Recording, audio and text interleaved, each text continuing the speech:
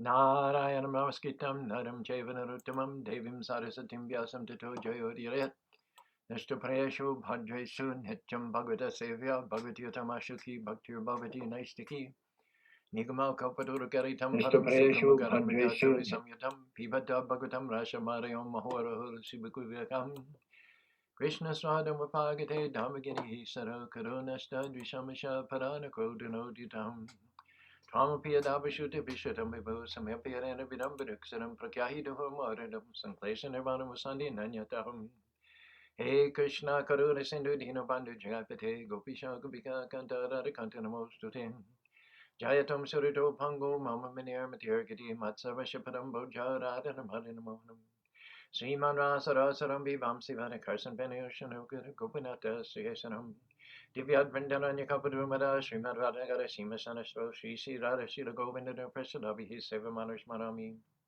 Namo Brahmanya Devaya Go Brahmanyataya Jajagaritaya Krishnaya Govindaya Namo Namaha Om Aganatim Randasya Ganangana Sanagya Chaksurun Militam Yanatashmahi Sri Gurave Namaham Sri Chaitanya Manovistam Stapitam Yadabhutare Sayam Rupa Karamayam Darati Swaparantikam Vandeham Sigiru Siyata Parakamanam Sri Gurun Vaishnavam Sya Sri Rupam Sagaradam Sahagana Raganatam Vitam Samsadevam Sadvaitam Savadutam Parijana Sahitam Krishna Chaitanya Devam Sirana Krishna Paran Sahagana Larita Shivishakan Vitam Sham Namam Vishnu Panaya Krishna Pastaya Bhuttare Shrimati Bhakti Vedanta Swami Tinamani Namaste Sarasati Devi Gauravani Pacharine Nirvishesa Sanyamati Praskita De Sarani Sri Krishna Chaitanya Prabhu Nityananda Sri Advaita Gadadhar Shiva Sati Gaur Bhaktivinoda Hare Krishna Krishna Krishna Hare Hare Hare Rama Rama Hare Hare. Good morning.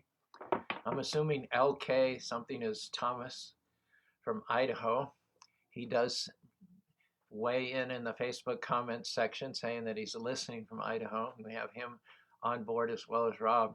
If you haven't gone to our Facebook pages yet, Caru, Utah, as well as Sri Sri Radhakrishna Temple, please go and check out Thomas's video. He was here on Friday with his drone and his camera, made a 2-minute video of the temple, which is stunning, spectacular. I noticed the latest, just from my personal Facebook page, there are 35 shares of that. And I'm sure from Thomas's Facebook page, there were even more. There isn't probably a devotee on the planet that Thomas isn't a Facebook friends with. He just really gets around, gets to know people, very friendly, very affable. So yeah, Raquel, have you been to our Facebook page and seen this beautiful video of Thomas? Let me know. Raquel and Sean, you would really enjoy this.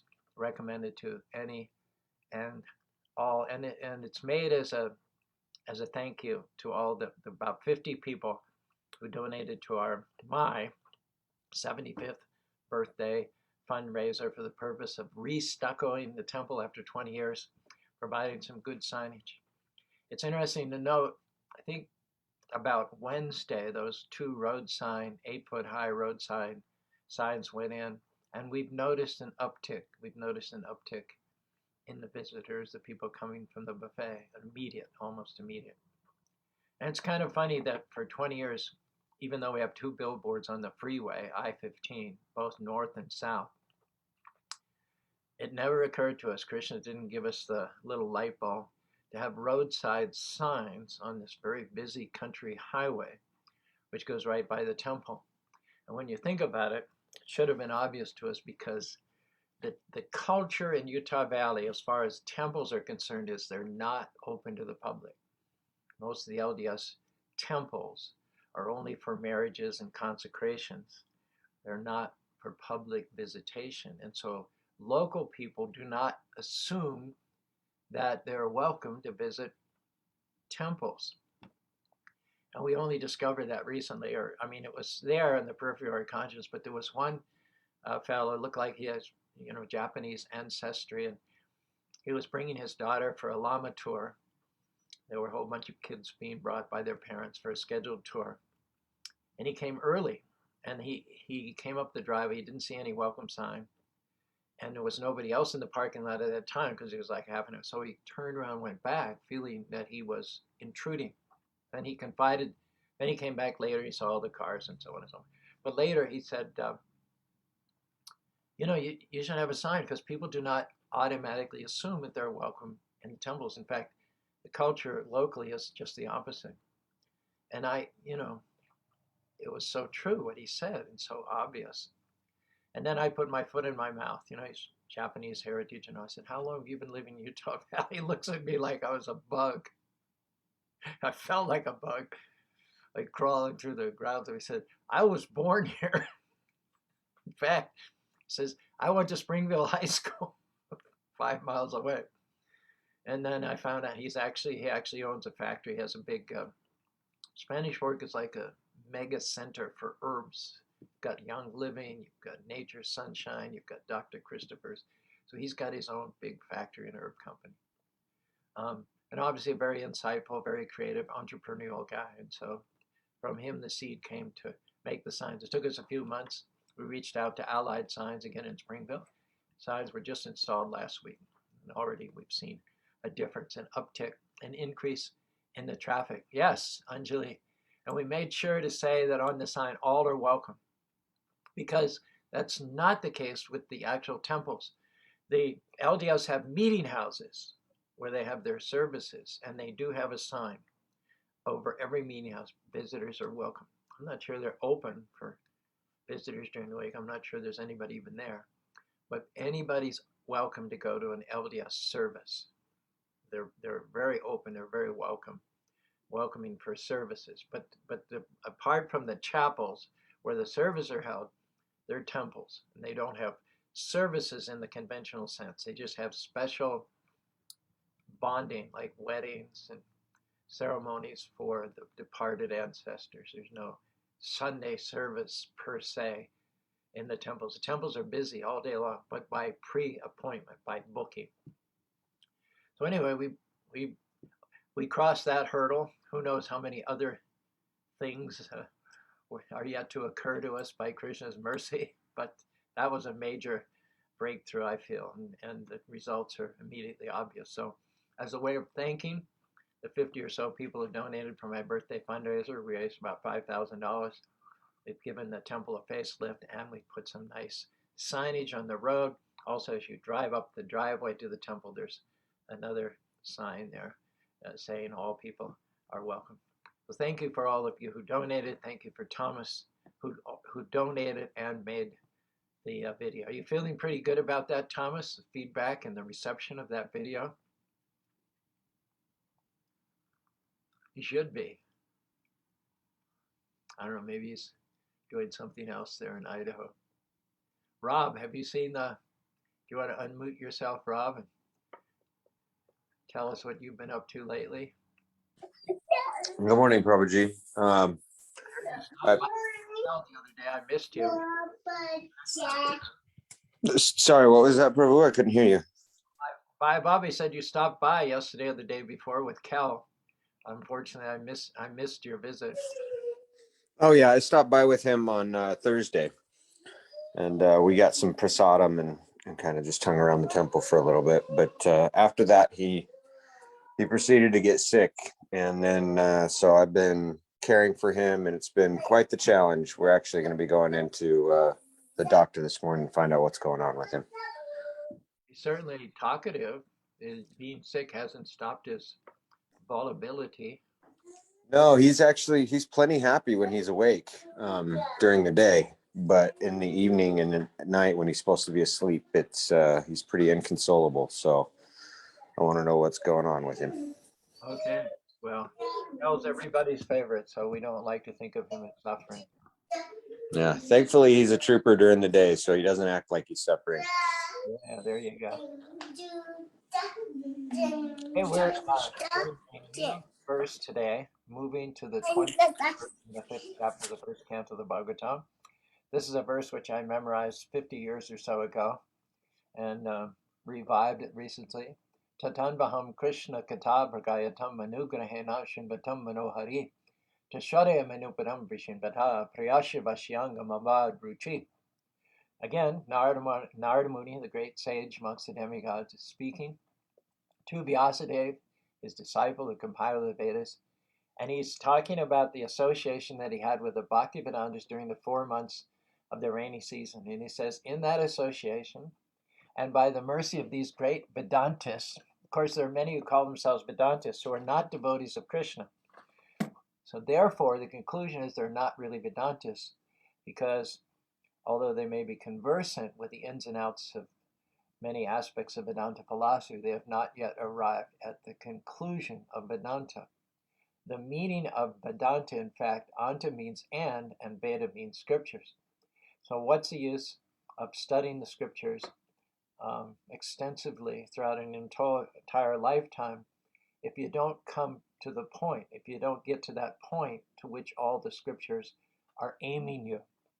You can shoot an arrow, but the idea is to hit the target, not to just go off into space. Or you spend billions of dollars shooting a rocket ship out of Cape Canaveral, but you want to go somewhere. You want to land somewhere so you can do some exploration. There's no point in just spending all that money to shoot a rocket ship randomly out into space. So in the same way, one should study the Vedantas, the Vedas, with the Vedantian mind, the destination, the goal, which is Satchidananda Vigraha. The arrival point, when you know that you've got it, when you've got the Vedas, is that when you prostrate yourself at the lotus feet of Krishna. Bahunam Jamanamate Gadavama Vasudeva Sarvamiti Samahatma Sudurabha. After many, many lifetimes of studying the Vedas, it's determined that one has reached a conclusion that one is actually a realized soul by the fact that one recognizes Krishna as being Vasudeva Sarvamiti, as being everything. Krishna is a part, and he's also everywhere present throughout the universe. So that's the definition of a Mahatma. So in the association, by the mercy of those great Vedantists, in fact Vedantists, not pretend Vedantists, not dabbler Vedantists, not dilettante Vedantists, not Vedantists for their own name and fame and recognition, but the actual Vedantists, those who have taken shelter at the lotus feet of Krishna. Narada Muni says, I could hear them describe the attractive activities of Lord Krishna, and thus listening attentively, my taste for hearing of the personality of Godhead increased at every step. So here obviously we've got our theme for this week, listening attentively and hearing. Prabhupada says, the absolute personality of Godhead is attractive, not only in his personal features, but also in his transcendental activities. So this brings us to kata. Kata has different aspects. There is the kata where Krishna describes himself, such as in the Bhagavad Gita. There are also many quotes from the Lord throughout the pages of the Srimad Bhagavatam. So kata can be Krishna speaking about himself, and kata can be devotees of Krishna speaking or glorifying the Lord. So Prabhupada says kata is so powerful because the Supreme Personality of God is absolute by his name, fame, form, pastimes, entourage, and paraphernalia. So the Lord descends on this material world out of his causeless mercy and displays his various transcendental pastimes as a human being so that we can be attracted towards him and be able to go back to home, back to Godhead. There are 9 processes of bhakti by which one becomes purified and eligible to go back to home, back to Godhead. Shravanam, Kirtanam, Vishnu, Smaranam, Padasevanam, Archanam, Vananam, Dasyam, Sakyam, Atmanavedanam. These are the 9 processes. But the first one, Shravanam, Kirtanam. Shravana means hearing. Hearing is our pathway back to home, back to Godhead. Hearing is our gateway. We take inspiration from a quote in the 4th canto of the Srimad Bhagavatam, 20th chapter. These are back-to-back quotes by Maharaj Prithu, who speaks about the importance of the process of hearing as being the basis, the foundation, the first and foremost practice of bhakti. Of course, the one who personifies hearing is Maharaj Parikshit. But there's also a very nice quote here from the mouth of Prithu Maharaj about hearing. Nakamaya nata tomapi aham kachin nayatar yashmash charanam bushapraham mahatamantir yamoka chuto vidatra kananayutam esha mevada. Karnam means ears. Vidatra kananayutam. Maharaj Prithu in this verse says, I do not wish to have the benediction of becoming one or merging into the existence of God.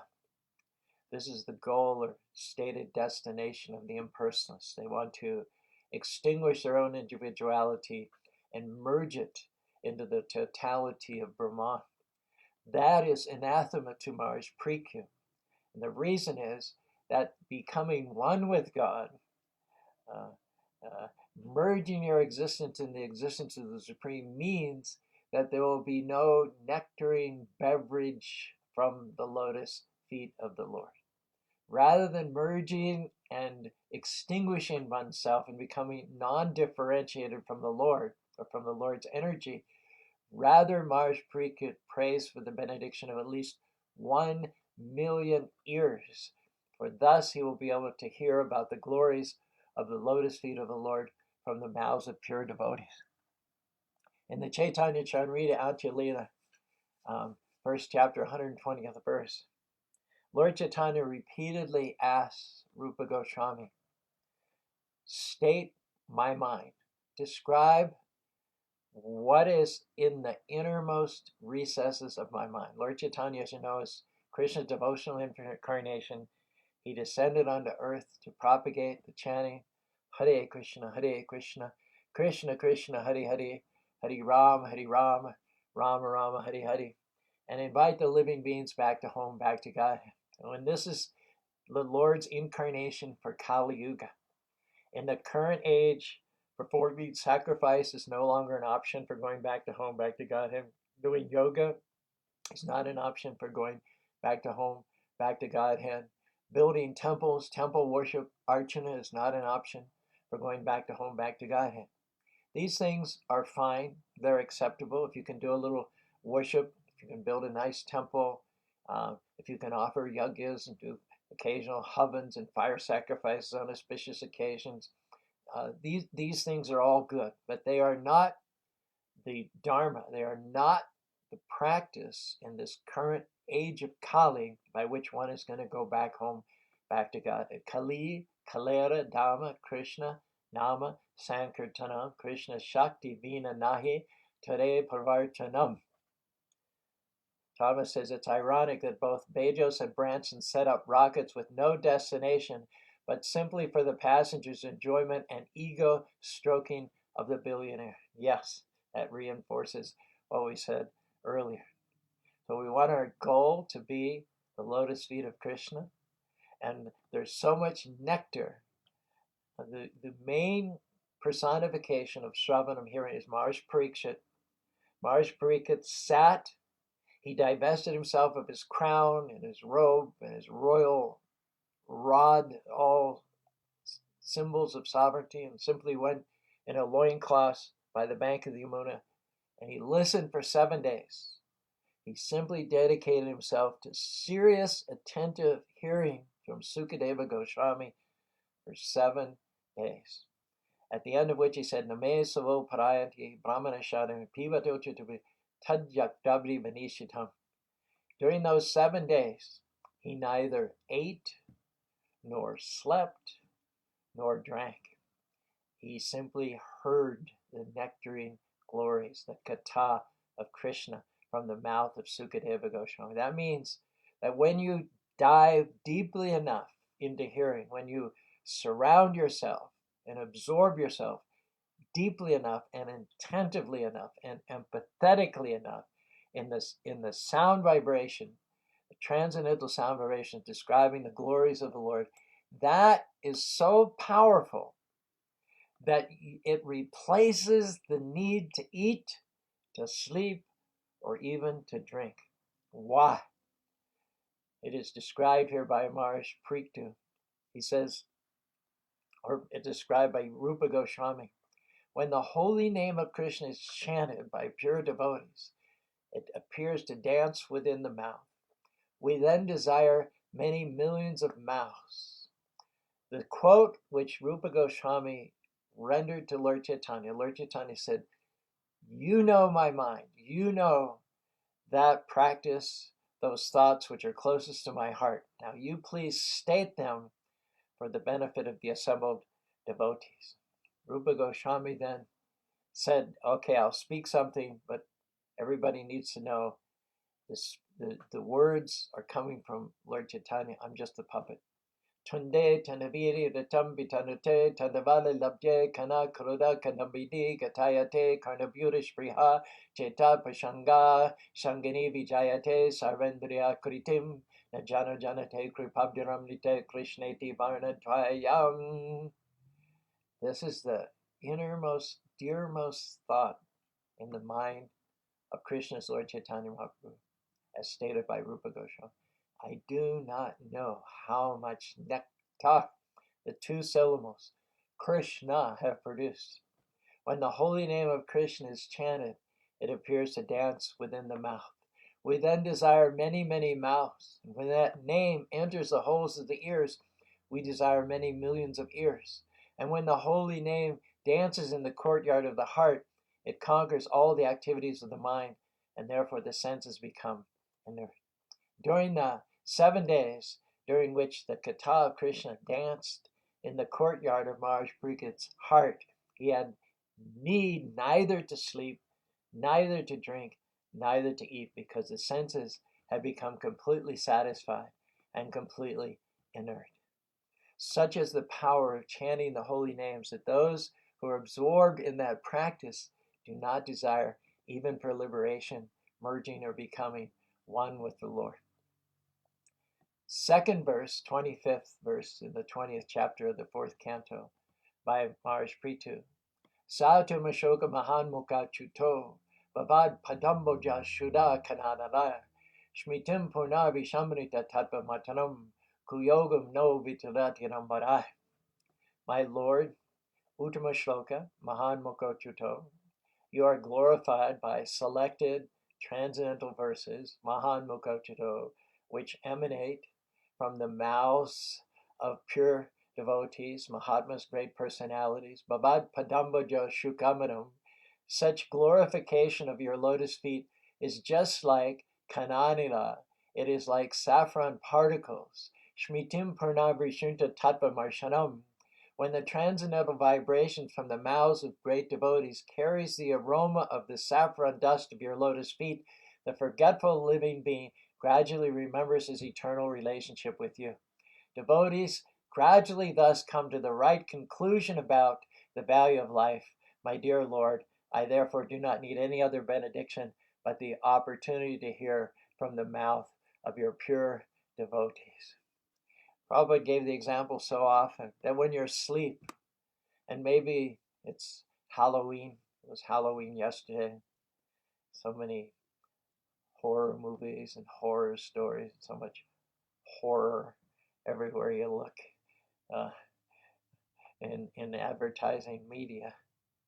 So Prabhupada repeatedly stressed that when you're sleeping and you're having a bad dream, maybe some witch is coming to suck your blood, or a tiger is coming to eat you, and in your dream you're suffering as if it were real. You can't distinguish between dream and reality, because the nature of the dream is that you're very much present at that moment. And so you might be sweating, your heart might be thumping dangerously, your blood pressure might be going sky high, you're wrapped in all your sheets and your pillowcases. So what will save you from that danger, that path of almost self-destruction, would be someone coming and reaching down into your consciousness through sound. Wake up, John. Wake up. You're having a bad dream. Wake up. We approach the sleeping man who's suffering with sound vibration. Jeev jago gora chandra bole. Bhaktivinoda Thakur says, sleeping souls, souls who are sleeping in the lap of the witch called Maya. You please listen to the kirtan and the mridanga and the cymbals of Chaitanya Mahaprabhu and his associates. When this sound vibration reaches down into your trance-like, dream-like, unconscious state of ignorance, it will have the effect of waking you up. And it's interesting how in this verse Maharaj Prithu mixes senses, mixes centers. Generally, saffron particles are aromatic. When we think of saffron particles, we think of their wonderful orange saffron color, and we think of their aroma. And when those particles are wafted through the air, we experience them through our nose.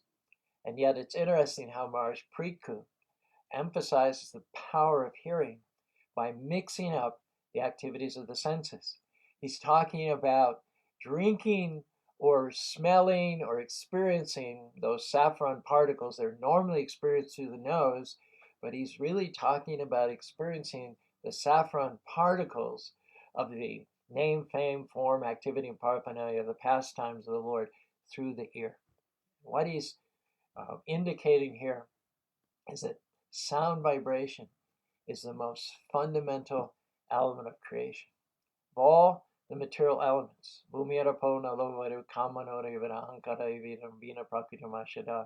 the most subtle is sound.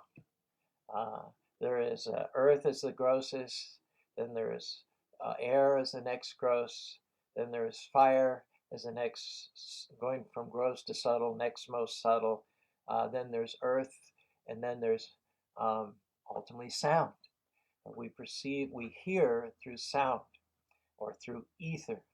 And it is sound which is the most fundamental element of creation. When the Lord wanted to create this material world, it is described that he uttered the Omkar.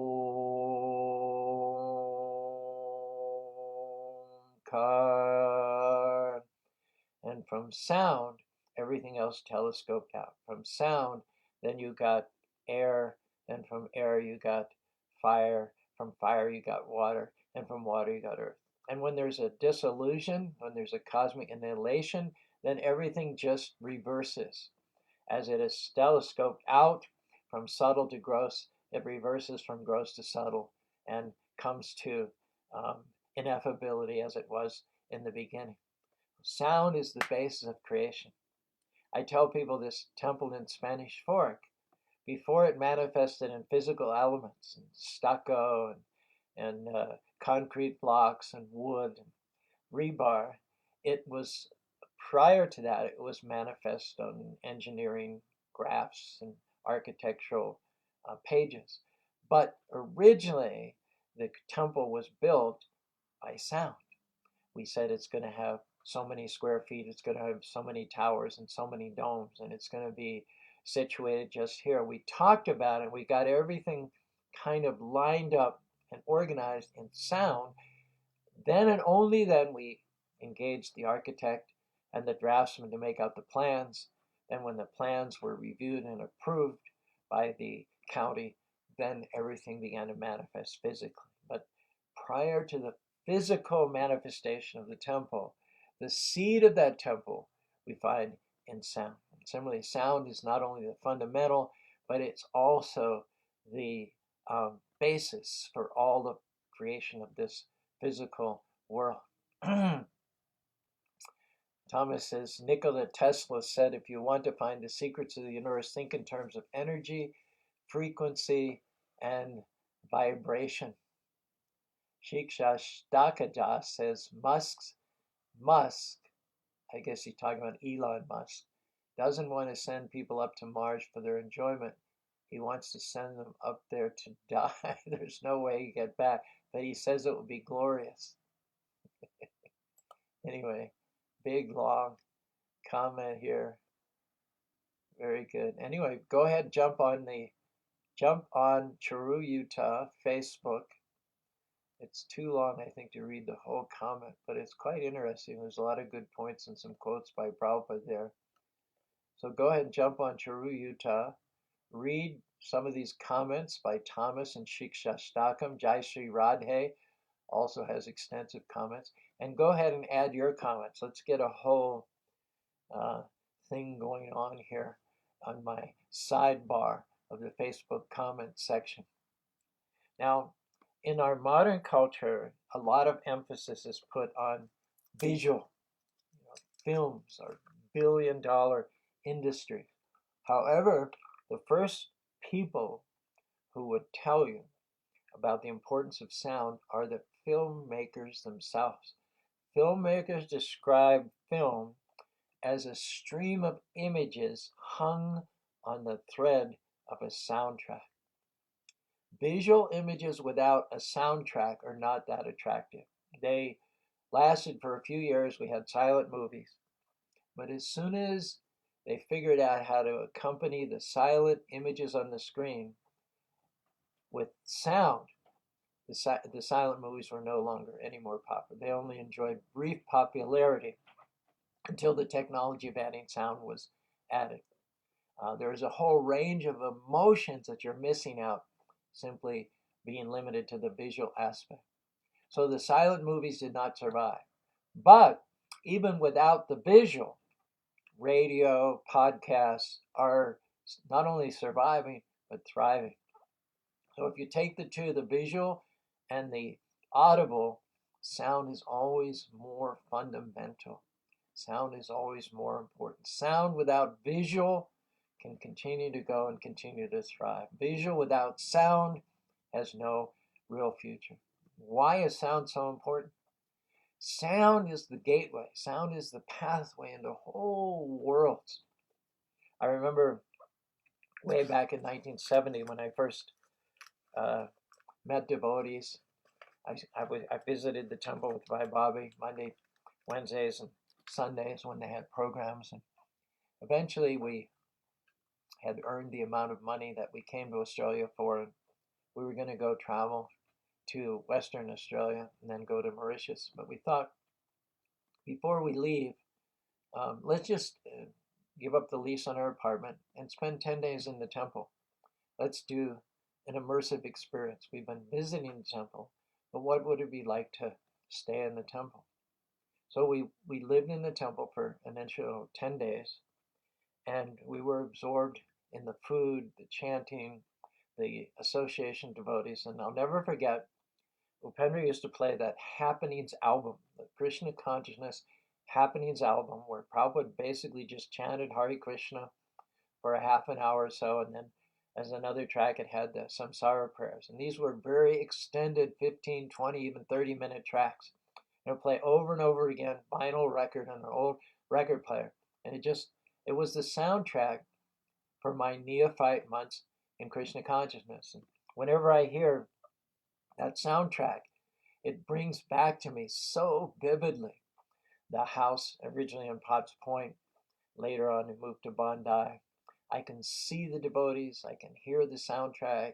I can smell the cooking from Upendra in the kitchen. I can taste the food. I can remember getting ready to go in Sankirtan. I can remember coming back to the temple feeling euphoric after having distributed the mercy. That Happenings album was the soundtrack to my life as an early neophyte entrance level devotee. And anytime I hear that, that all comes rushing back to me. Take a common example we all experience, crickets.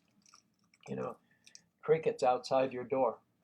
Now crickets, just the sound of crickets it's Halloween as I mentioned. So maybe at this time of the year with all the other input, sometimes you hear crickets and it might sound ominous, might sound foreboding. Another time of the year, you might be in another mood yourself. Crickets are a sign of nature. That you feel connected with nature through the sound of crickets outside your window. Crickets might induce in you a profound sense of peace and that everything's right with the world. Everything is as it should be. My mom and papa are in the next room. My brother and sister are in the next room. We're living in a comfortable house in suburbia with a nice piece of land. We've got good friends. All is right with the world. Any one of those moods, ominous, back to nature, sense of profound peace, and so many others, can be induced just by hearing the sounds of cricket on a summer or a spring day. So sound is the gateway. Sound is the pathway to whole different worlds. Maharaj Prithu, he talks about drinking in the fragrance through the ears of the saffron particles. And that means hearing connects us with the other senses. Hearing awakens the other senses. By hearing, we awaken taste, we awaken smell. Consider the experiences of two Mahatmas, two great devotees of the Lord. There was Dhruva Maharaj and Prahlad Maharaj. When they were blessed by the mercy of the Lord, their senses, it is as if their senses were sleeping. It is as if they had been sleepwalking. And when the Lord blessed them, they both said, it's like our senses became alive, beginning with hearing. It was only on the basis of hearing the Lord, the glories of the Lord. Prahlad Maharaj heard the glories of the Lord from his guru Narada Muni while in the womb of his mother. Dhruva Maharaj heard the glories of the Lord again from Narada Muni in the forest. And because they heard nicely by hearing, beginning with hearing, then that awakened taste, it awakened spiritual smell, it awakened touch, it awakened vision. All the other senses hinged upon hearing. Without hearing, none of the other senses are going to be purified, and none of the other senses are going to be awakened. But when a devotee hears deeply, we become fully enveloped. Hearing is not just an experience which is limited to the ears. Sound brings us into Krishna's world. Lord Chaitanya Mahaprabhu says, Nam nama kari bahona nija sarva shakti shatapita nimate shmaranana kalaha etadushi tava kripa bhagavan mapi durdive me dishami ajani nanuragaha. Again, we have the mixing up of the senses. It says by hearing, it says Nam namakari, in the name of the Lord, nija sarva shaktish, are all potencies.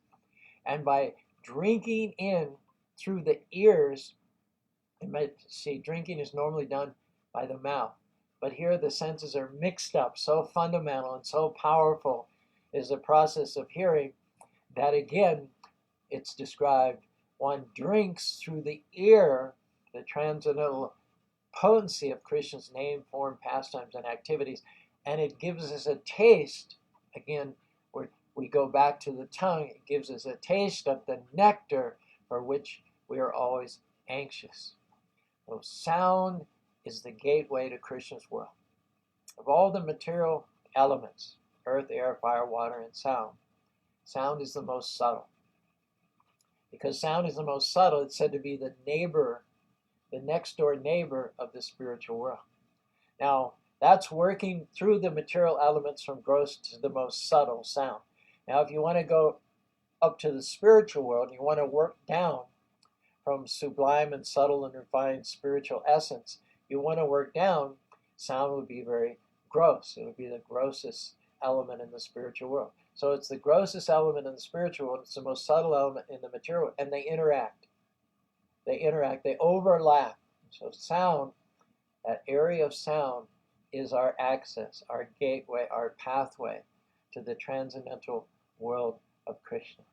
And it has to be received through the mouths of pure devotees. If it is not pure devotees who are describing the name, fame, form, quality, and activities of Krishna, Srinvatam Shra Kata Krishna, Punya Sravanam, Srinvatam Shra Kata Krishna, one must of necessity hear the kata, the words of Krishna, the glorification of Krishna by the mouths of pure devotees, from pure devotees. Srinvatam Shra Kata Srinam, Punya Sravanam, Sravanam Kirtanam. Without temple worship, without yoga, without sacrifices, without any of the processes which were effective in previous ages, simply Shravanam kirtanam, simply on the basis of hearing and chanting the names of the Lord, one becomes completely situated, free from all sinful activities, and elevated to the transcendental platform. Now, when we read Srimad Bhagavatam, when we read Bhagavad Gita, what we're really doing, you think reading is with the eyes. You think reading is a visual experience. But more than the visual, we're hearing. Prabhupada left us so many books. And yes, he wanted us to read his books. He insisted that we not just sell the books, but we read the books daily. But what is reading? Reading is hearing. Prabhupada is speaking into his dictaphone. Those words are taking their physical expression in ink and on pages made of paper. But when we read, we're actually hearing. Our inner ear is hearing the words of the pure devotee. One time I was in Berkeley, Prabhupada was sitting on the Gasasan. He was being interviewed by a reporter.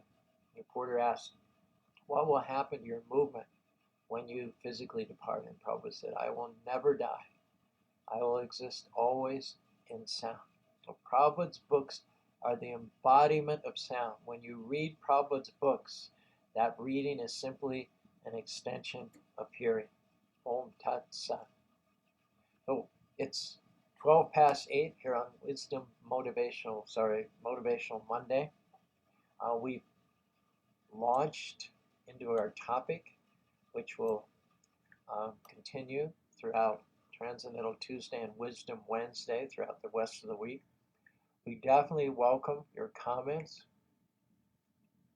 Very long comment by Shiksha Stakam. You're also invited to give your quotes and your thoughts on the subject matter. It's a huge subject matter. We'll spend at least the next 2 days on it, if not spill over to next week. You can open almost any page of the Bhagavatam.